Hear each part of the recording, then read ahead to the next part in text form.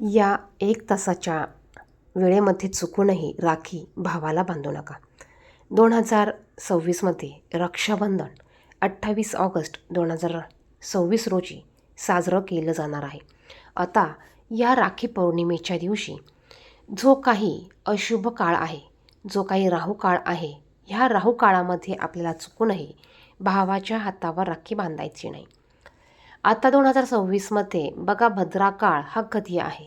2026मध्ये भद्रा काळ हा 27 तारखेला असणार आहे. म्हणजेच 28 तारखेला सूर्योदयापूर्वी भद्रा काळ संपलेला असेल.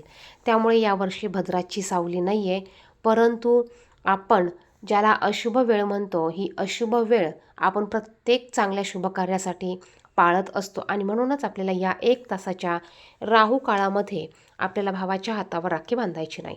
आता राखी बांधण्याचे शुभ मुहूर्त कोणते? बघा 28 तारखेला सकाळचा एक शुभ मुहूर्त आहे. सकाळचा शुभ मुहूर्त हा 5:57 ते 9:48 असणार आहे.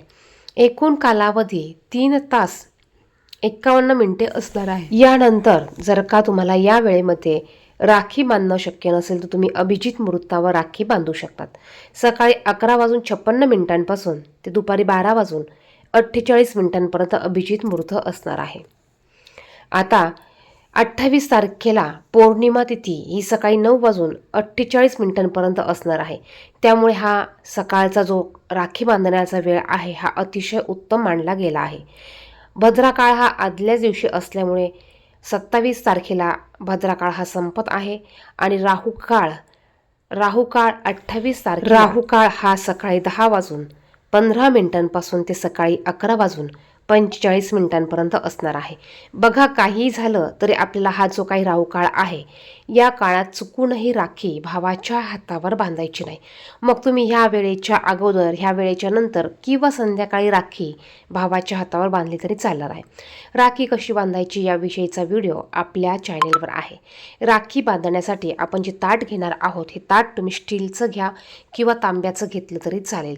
आपल्याला प्लास्टिकचं, कचकड्याचं, काचेचं ताट चुकूनही घ्यायचं नाही. त्याचप्रमाणे आपल्याला भावांना ओवाळताना दिवा हा तेलाचा घ्यायचा असतो. आपण देवांना ओवाळायला तुपाचा दिवा घेत असतो आणि भावासाठी जे ताट बनवतो त्या ताटामध्ये तेलाचा दिवा आपल्याला घ्यायचा आहे.